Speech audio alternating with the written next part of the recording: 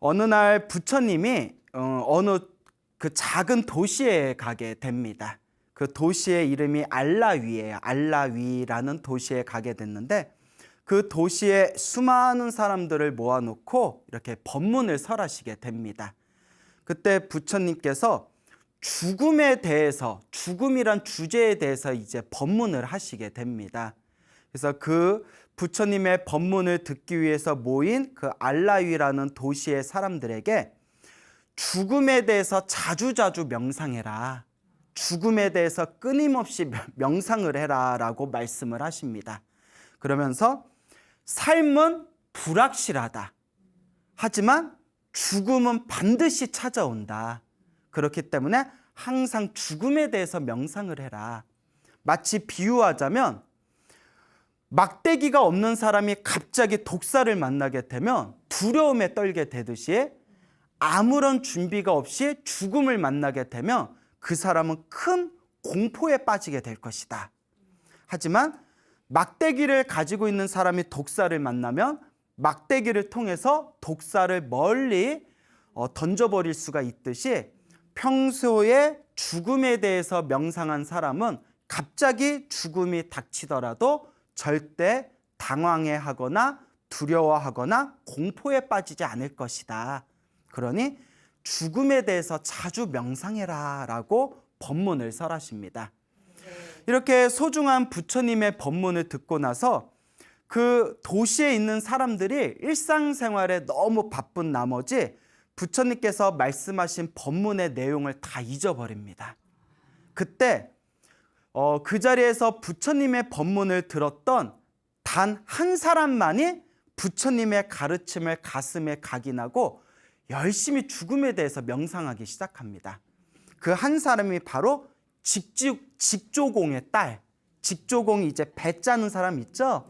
예, 배를 짜는, 천을 짜는 직조공의 딸. 이 16살 먹은 이 딸이 부처님의 가르침을 가슴에 각인하고 죽음에 대해서 열심히 명상하기 시작합니다.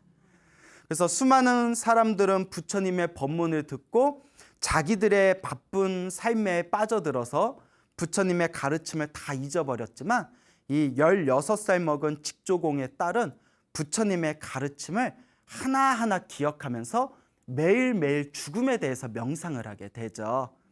그리고 3년이 지나게 됩니다. 3년이 지났을 때 먼 곳에 떨어진 부처님께서 어느 날 새벽에 일찍 깊은 명상에 들어가셨는데 부처님이 명상을 하면서 일으킨 그 지혜의 그물에 그 3년 전에 법문을 들었던 직조공의 딸이 딱 걸리게 됩니다. 부처님이 딱 직조공의 딸이 딱 떠오르면서 이 직조공의 딸이 바야흐로 깨달음을 얻을 수 있는 인연이 찾아왔음을 부처님께서 꿰뚫어 보십니다. 그래서 부처님께서 신통력으로 내가 직조공의 딸을 만나서 이 직조공의 딸, 이 소녀에게 내가 이 불법을 설하면, 가르침을 설해주면 어떤 일이 있을 것인가. 이 소녀는 깨달음을 얻을 것이고 이 소녀를 통해서 수많은 사람들이 이익을 얻게 될 것이다. 3년 전에 만났던 이 소녀가 깨달음을 얻을 인연이 찾아왔으니 내가 마땅히 이 소녀를 만나러 가야겠구나라고 결심을 하시게 됩니다. 부처님께서 500명의 스님들을 데리고 500명의 비구 스님들을 데리고 알라위, 3년 전에 갔었던 알라위라는 도시를 향해 천천히 걸어가시게 됩니다. 그리고 알라위 근처에 있는 사원에서 부처님께서 500명의 스님들과 휴식을 취하고 있었을 때 그 알라위라는 도시에 부처님께서 이 도시에 다시 오셨다는 소문이 쫙 퍼지게 됩니다. 사람들이 다들 큰 영광을 느끼면서 자, 우리가 부처님께 공양을 올리고 부처님께 법문을 들읍시다라고 서로 계획을 짜고 있었을 때 그 3년 전에 부처님께 죽음에 대한 명상을 들었던 그 소녀도 엄청난 기쁨에 빠집니다. 3년 전에 오셨던 부처님을 내가 다시 만나게 되었구나. 그 황금빛으로 빛나는 거룩한 부처님의 법문을 다시 들을 수가 있겠구나. 내가 부처님의 법문을 들으러 가야 되겠다 하고 부처님이 계신 마을의 공터에 가려고 할 때 아버지의 직업이 뭐라고 했죠? 예, 직조공이죠. 아버지가 갑자기 딸을 부르더니 얘야, 오늘까지 손님이 해달라고 한 옷을 다 완성해야 되니까 저기 집에 가서 남아있는 실들을 모아가지고 그 북에다가 실을 잘 감아서 내가 있는 작업장에 좀 가져오너라 라고 이제 딸에게 이야기를 합니다. 그러니까 딸이 순간 갈등을 일으켜요. 내가 지금 부처님이 공터에서 500명의 스님들과 함께 그 마을 사람들에게, 도시 사람들에게 법문을 하신다고 했는데 나는 지금 법문 들으러 싶은데 아버지가 심부름을 시키는구나. 내가 지금 아버지의 심부름을 거부하면 아버지가 크게 화를 낼 것이다. 그러니 차라리 빨리 아버지 심부름을 마치고 부처님의 법문을 들으러 가야 되겠다라고 이제 결심을 합니다.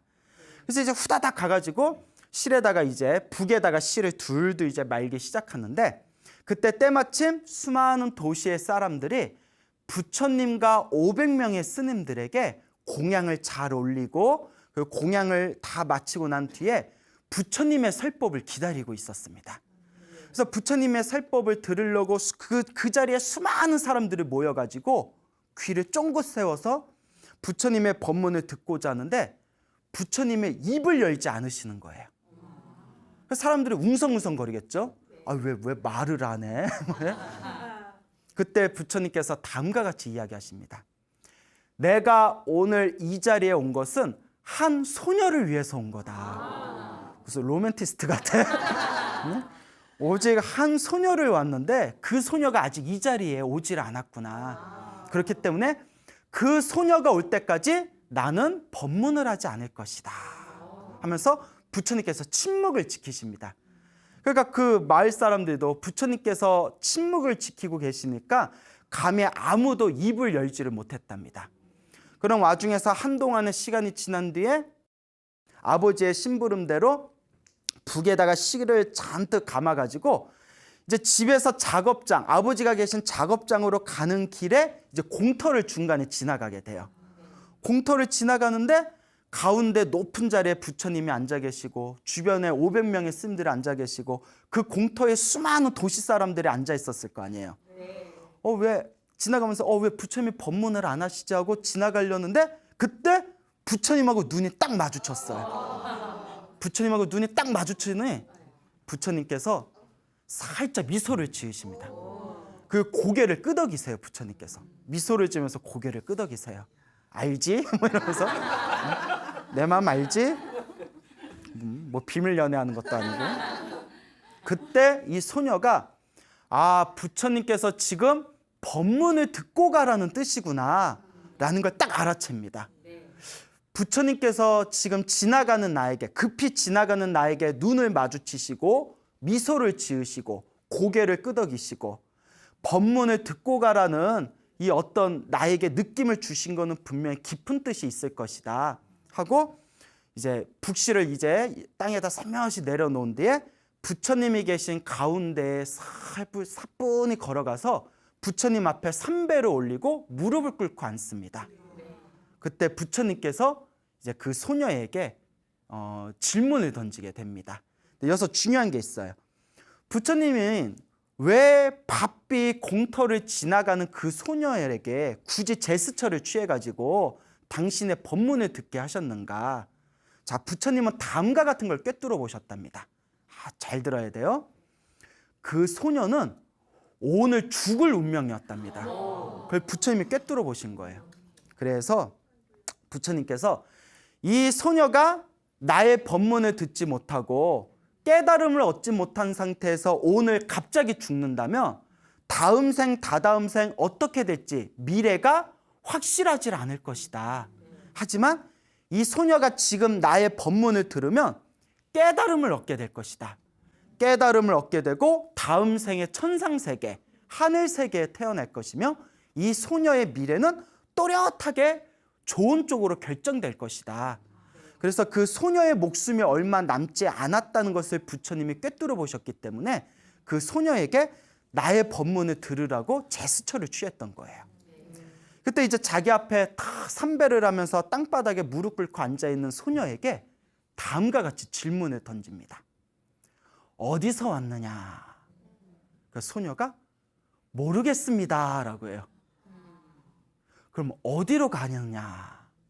그러니까 소녀가 모르겠습니다라고 그래요. 부처님이 가만히 보시더니 모르겠느냐? 소녀가 알겠습니다 또 이래요. 부처님이 또 웃으시면서 알겠느냐 했더니 소녀가 모르겠습니다 이래요. 주변에서 난리가 난 거예요. 저런 싸가지 없나 이러면서 어디 부처님이 질문을 던지는데 저렇게 건방지게 대답을 하냐. 부처님이 처음에 어디서 왔느냐 하면 예 집에서 왔습니다 하면 될 것이지 모르겠습니다. 어디로 가느냐라고 부처님이 물어보시면 아버지가 계신 작업장에 갑니다라고 하면 되지 모르겠습니다. 부처님이 모르겠느냐 했더니 갑자기 알겠습니다 하고 부처님이 그래 알겠느냐 하니까 마지막에 모르겠습니다. 야 저런 건방진 여자애를 봤나 정말 못돼 처먹었다 막 이렇게 사람들이 웅성웅성거리고 있는 거예요. 그래서 부처님께서 그대들이여 대중들이여 모두 다 마음을 내려놓아라 하면서 그 소동을 부처님께서 다 가라앉히십니다. 그러면서 소녀에게 다음과 같이 질문을 던집니다. 어디서 왔느냐라고 물어봤는데 왜 모르겠습니다라고 대답했느냐라고 물으니까 소녀가 이렇게 대답을 합니다.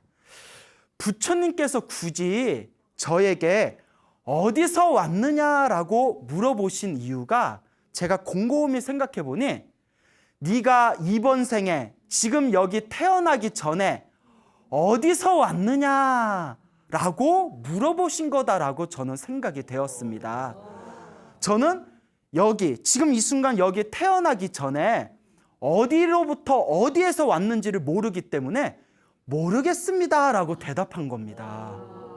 그 부처님께서 어디로 가느냐라고 물어보셨는데 제가 생각하기에 부처님께서 저에게 어디로 가느냐라고 물어보신 뜻은 네가 이제 죽어서 어디로 갈 것 같으냐? 네가 지금 이제 이번 생에 죽으면 다음 생에 어디로 갈 것 같으냐? 그래서 어디로 가느냐라고 물어보신 거라고 생각이 되었습니다. 근데 저는 제가 죽으면 어디로 갈지를 모릅니다. 그래서 모르겠습니다라고 대답한 겁니다. 그리고 부처님께서 모르느냐라고 물어보셨을 때 저는 제가 어디에서 왔고 어디로 가는지는 모르지만 제가 분명히 죽는다는 것은 분명히 알기 때문에 언젠가는 죽음은 나에게 확실히 찾아온다는 것은 알기 때문에 부처님께서 모르느냐라고 하셨을 때 아닙니다. 그래도 저는 제가 언젠가 죽는다는 것은 알고 있습니다. 압니다라고 대답한 겁니다. 그리고 마지막에 알고 있느냐라고 부처님께서 질문을 던지셨을 때 그때 저는 죽음이 온다는 건 알지만 언젠가 죽음이 온다는 건 알지만 언제 죽을지 어느 시간에 죽을지 밤에 죽을지 낮에 죽을지 아침에 죽을지 내가 언제 어느 때 죽을지는 모르기 때문에 모르겠습니다라고 대답한 겁니다 라고 부처님께 답변을 합니다. 자 지금까지 한 얘기는 머리 나쁜 사람은 못 알아들어요. 중간에 막 엉켜 예? 벌써부터 눈동자가 흔들리는 분들이 계세요. 다시 정리해 볼까요? 부처님이 처음에 뭐라고 질문하셨죠? 어디서 왔느냐. 그러니까 소녀가 제가 이번 생에 여기에 태어나기 전에 어디서 왔는지 모르기 때문에 모르겠습니다라고 한 거고 두 번째 질문 부처님께서 어디로 가느냐라고 했을 때 제가 죽은 뒤에 다음 생에 어디로 갈지 모르기 때문에 모르겠습니다라고 대답한 거고 그러니까 부처님께서 모르겠느냐라고 물어보셨을 때 제가 어디서 와서 어디로 가는지는 모르지만 죽는다는 것은 확실히 알기 때문에 압니다라고 대답한 거고 그래서 마지막에 부처님이 아느냐 알겠느냐라고 질문하셨을 때 죽는다는 건 알지만 언제 어느 때 죽을지는 모르기 때문에 그래서 모릅니다라고 대답한 겁니다. 이제 이해 가시겠어요? 이렇게 설명해줘도 이해가 안 되면 그냥 자. 그렇죠. 괜찮아. 그냥 자도 돼. 예. 자, 그래서 부처님께서 훌륭하다, 훌륭하다. 참으로 훌륭하다. 이 훌륭하다라는 말이 빨리어로 사두예요, 사두. 사두, 사두. 훌륭하다, 훌륭하다. 싸다, 싸다 아니에요? 사두, 사두. 한문으로는 선제라고 해요. 선제로다, 선제로다. 착하도다, 착하도다. 훌륭하다, 훌륭하다. 너의 답변이 너무나 훌륭하구나. 그러면서 사람들에게 다음과 같이 얘기합니다. 그대들이 처음에 이 소녀의 대답을 들었을 때 이 소녀가 건방지다고 다들 욕을 하고 화를 일으켰다. 하지만 보아라. 이 소녀의 이 훌륭한 답변을, 이 소녀와 같이 지혜로운 사람만이 이와 같이 훌륭한 답변을, 훌륭한 대답을 할 수 있는 것이다 라면서 수많은 사람들 앞에서 그 소녀를 칭찬합니다. 3년 전에 만났을 때 16살이었으니까 그가 이제 몇 살 때? 3년 후에 19. 그렇죠. 이것도 헷갈리는 거 아니죠? 19살 소녀에게 다 이렇게 칭찬을 하면서, 그래서 그 소녀는 3년 동안 죽음에 대해서 명상했던 거예요. 3년 동안 죽음에 대해서 명상을 하면서 지혜가 열렸던 거예요. 그 부처님의 그 4가지 대답을 완벽하게 지혜롭게 답변을 할 수가 있었던 겁니다. 부처님이 그 소녀를 하염없이 칭찬하면서 다음과 같은 유명한 개송을 남기십니다. 부처님께서 수많은 사람들 앞에서 이와 같은 개송을 남기시되, 세상 사람들은 눈 멀었다. 세상의 사람들은 눈이 멀었다. 오직 몇몇 사람들만이 진리를 볼 수가 있다. 몇몇 새들만이 그물을 벗어나듯이 몇몇 사람들만이 하늘 세계에 태어날 수 있다네 라는 개성을 탁 그 소녀와 수많은 사람들에게 이 개성을 읽자마자 그 소녀가 그 자리에서 수다원가라는 깨달음을 얻게 됩니다.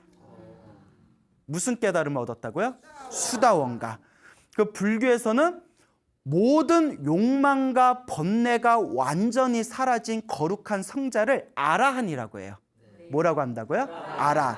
근데 아라한이 되려면 4단계가 있어요.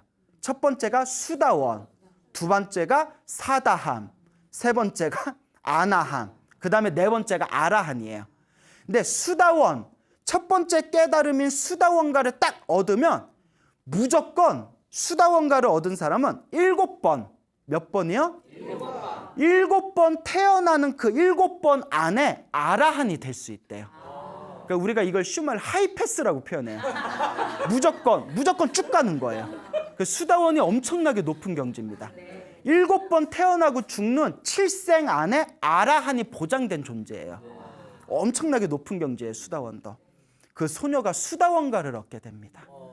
그 부처님께 감사의 인사를 올리고 이제 아버지한테 북시를 가져다 주려고 북시를 들고 작업장을 딱 갔는데, 아버지가 이제 그 배짜는 그 물레 앞에서 꾸벅꾸벅 졸고 계시는 거예요. 아버지가 졸고 있을 때 아버지 앞에다가 그 실을 담고 있는 그 북실의 바구니를 딱 갖다 드린다는 게 그만 북실 바구니가 바닥에 퉁 하고 떨어졌대요. 아버지가 꾸벅꾸벅 졸고 있을 때 퉁 하고 떨어지니까 아버지가 깜짝 놀라면서 자기도 딱 깨면서 방추라고 물레 실을 짜는 이렇게 기계에 방추라는 게 있어요. 방추를 확 당겼는데 그 방추 끝에 있는 날카로운 바늘을 그만 그 소녀, 그러니까 그 직조공의 딸의 가슴에 확 박히게 됩니다. 그리고 딸이 그 자리에서 쓰러져서 바로 절명을 해버려요. 목숨이 끊기게 됩니다. 너무나 어처구니 없는 죽음이죠.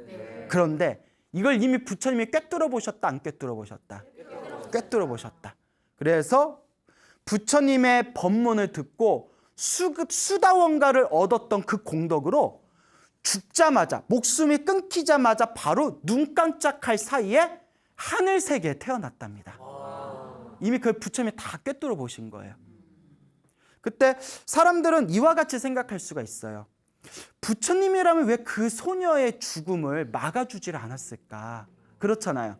부처님은 다 꿰뚫어 보셨는데 왜 부처님은 그 소녀의 죽음을 피해가게 부처님은 막아주질 않으셨을까?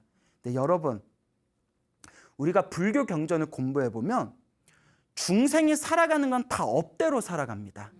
이건 제가 만든 말이 아니라 경전에 다 나와 있는 내용이에요.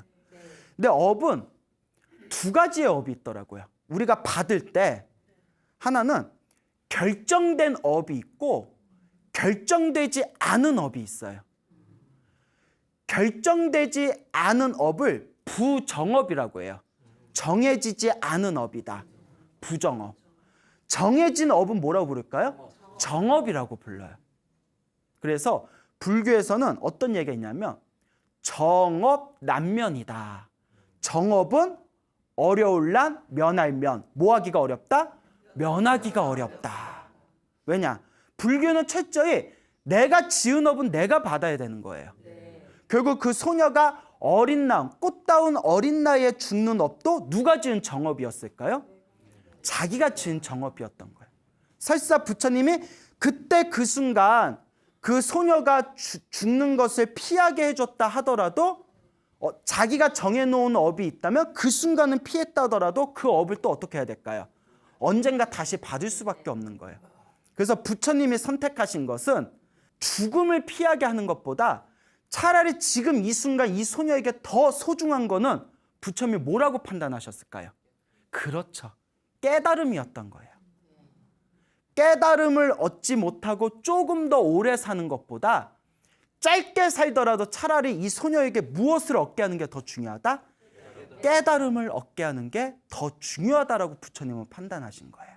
그래서 불교에서는 진리를 모르고 어리석게 100년을 사는 것보다 진리를 깨닫고 지혜롭게 반나절을 사는 것이 훨씬 더 훌륭하다라고 이야기합니다.